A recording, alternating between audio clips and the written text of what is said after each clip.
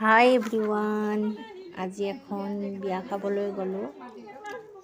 বড়ো সম্প্ৰদায়ৰ মানুহৰ বিয়া।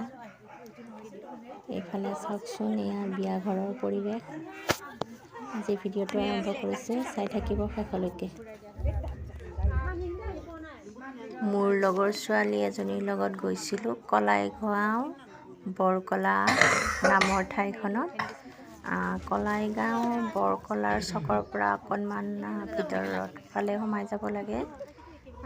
মোৰ লগৰ ছোৱালীজনীৰ ৰিলেটিভৰ বিয়া, সেয়েহে গ'লোঁ বিয়াখনত আৰু আপোনালোককো দেখুৱাওঁ বুলি ভাবিলোঁ। এইফালে এজনী মোৰ ফ্ৰেণ্ড হয়, মনীষা। তাইৰ লগতে মই গৈছিলোঁ। একচুৱেলি তাইৰ ৰিলেটিভ নহয়, তাই এনেই চিনাকি আৰু তেনেকৈ গ'লোঁ দুয়োজনীয়ে লগ হৈ। বিয়া খাব আহিছোঁ।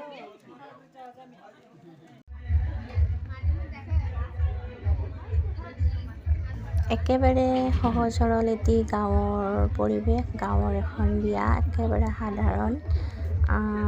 বড়ো মহিলাসকলে তেওঁলোকৰ সাজ পোছাক দখনাযোৰ পিন্ধিছে। দখনাযোৰ পিন্ধিলে কিমান এটা ভাল লাগে চাওকচোন। যেনেদৰে আমাৰ অসমীয়া চাদৰ মেখেলাযোৰ পিন্ধিলে সকলো মহিলাকে সুন্দৰ লাগে, ঠিক তেনেকৈ বড়ো সম্প্ৰদায়ৰ মহিলাসকলে দখনাযোৰ পিন্ধাৰ লগে লগে তেওঁলোককো বহুত ধুনীয়া দেখায়।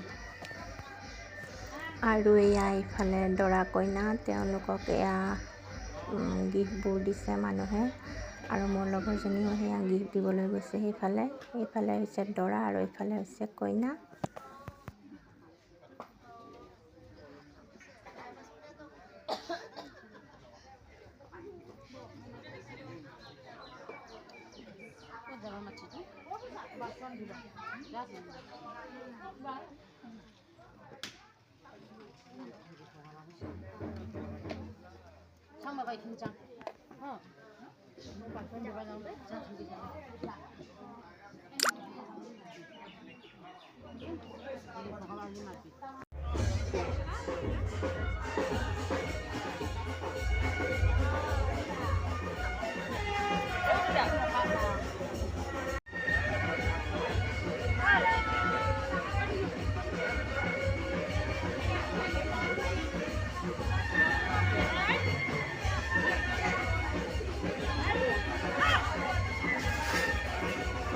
বিয়াখনত বেণ্ড পাৰ্টি বজি আছে। বেণ্ড পাৰ্টিটোত কি সুৰ লগাইছে জানেনে? চিফুং বুলি কয় তেওঁলোকৰ এইটো।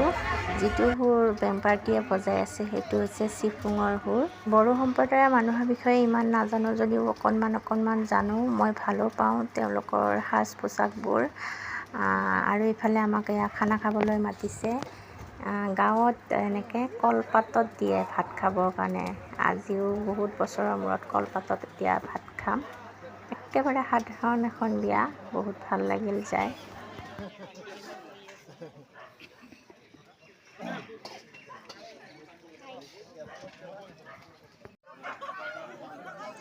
আৰু এয়া আমি খাব আৰম্ভ কৰাৰ লগে লগে দৰা আৰু কইনা আহি সকলোকে প্ৰণাম জনাইছে আৰু খানা খাবৰ কাৰণে কৈছে আৰু সকলোকে।